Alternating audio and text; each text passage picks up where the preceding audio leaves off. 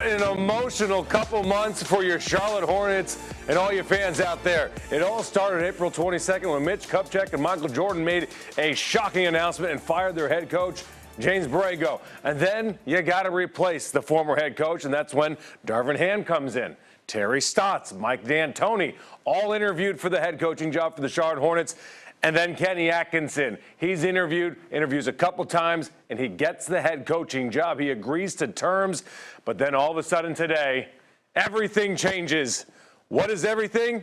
He goes from Buzz City's head coach to staying with the Golden State Warriors as their assistant coach, and he bucks the Hornets, and fans are not happy. Initial reaction was, of course, this would happen to us. This feels like something that exactly would happen to Charlotte. Feels like what can go wrong will go wrong for any of our sports teams. Well, so much for our quiet Saturday night. Welcome inside Charlotte Sports Live. Will Kunkel, Grace Grill. This was just as much a surprise to the Hornets as it was to everybody out there watching tonight. Yeah, so a deal had been agreed to. All Atkinson had to do was sign the contract, but that never happened. And now 5 days before the NBA draft, Buzz City is restarting its coaching search.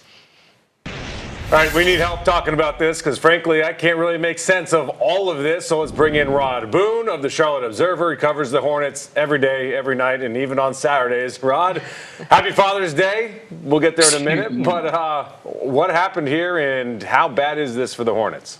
This was obviously came out of nowhere, man. The Hornets were kind of blindsided. They agreed in principle to a deal with Kenny Atkinson over a week ago, last Friday. And for this to happen a week plus, later with the draft looming is something that really they didn't expect. And really, at the end of the day, it came down to Kenny Atkinson. He just, for family reasons, decided he didn't want to leave, the Bay Area. So the Hornets obviously left holding the bag right now, which is tough because to not have a coach going to the draft is one thing, but you essentially got to kind of either start all over or go with the person you had alongside Kenny Atkinson, which was Mike D'Antoni. So we'll see what happens there. What do you make of, just the fact that he decided to change his mind? It seems like why even go through that process of, hey, I'm going to step away from being an assistant to go to a head coach and then say, never mind. What do you make of that? I agree. I just think that throughout the process, it seems like his family just, anybody who has a family knows at the end of the day, they tug at your heartstrings. And even though on the outside, it may seem like it's something that, how can you do that? When your family is essentially saying, we don't want to move, and your kids are saying, we like our school, it's hard to leave that, especially when you just won an NBA championship. I mean, look at it. They won, he wasn't part of them, all four of them, but they won 4 titles in the last 8 years. And in his mind, being number one assistant on the bench behind Steve Kerr, he may be saying in a couple of years, if Steve Kerr decides to call it a career, maybe the job is his. So it's just really tough on all sides because it's very unusual. But yeah, it looks like it came down really just to family reasons for Kenny Atkinson. I mean, everyone that's got a family, they pull on your heartstrings. But I also know when you have a wife, you're like, hey, honey, I'm going to go interview 6, 7 times for a head coaching job that's in Charlotte. Surely they talked about it. I can't really wrap my head around that aspect of it, but whatever. It makes me feel like there's another shoe to drop. And maybe, like you mentioned, maybe Steve Kerr is stepping down or he's going elsewhere. Who knows? Or maybe it's just as genuine as it sounds. I don't really know. But do you think this hurts the Hornets going into the draft? Because I don't think it really does, because it sounds like to me that Mitch Kupchak had the possibility that they weren't going to have a head coach a couple weeks ago into the draft, and he and his team have this squared away. Right. I don't believe it hurts them for 2 reasons. One, you mentioned, I think at the end of the day, the Hornets kind of essentially were going to go into the draft, not without a head coach anyway, because if Kenny Atkinson came, it would have been probably around Tuesday or Wednesday this upcoming week. So he would have been around, but not really involved in saying, okay, we have to have this guy or else. The other thing, too, is the last 4 years, Mr. Kupchak has pretty much been the main guy along with his scouting department. Larry Jordan and Buzz Pearson, those guys, they need to determine who they're going to draft as an organization. So even though they don't have a head coach per se, it's not really going to hurt them come draft time. To me, it's more about just getting your free agents and stuff going like that. You want to be able to have your head coach position to figure out what style of play you want to kind of, have going forward.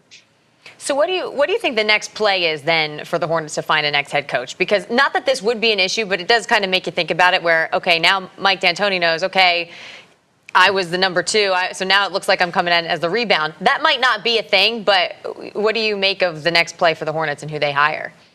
Well, that's the thing, as you mentioned. I mean, for everything I understand, Mike D'Antoni was among the finalists with Kenny Atkinson, and he was one of the 2 people who met with owner Michael Jordan at the end of the process there. So if you just read the tea leaves, Mike D'Antoni is obviously probably the leader in the clubhouse per se right now because of that whole thing. But you also can't discount maybe Quinn Snyder out there with Utah. Obviously, he wasn't a part of the process, the interview process, because he had resigned just a couple of weeks ago when the Hornets were kind of already involved in the situation of trying to find their head coach. So curious what you think about this, because I think this is probably the best open job in the NBA. I think it's better than the Lakers job. Frankly, Darvin Ham took that because you don't have to deal with all that crap out there. I know LeBron's a great player, but there's a lot that comes along with that, especially with Russell Westbrook and Anthony Davis.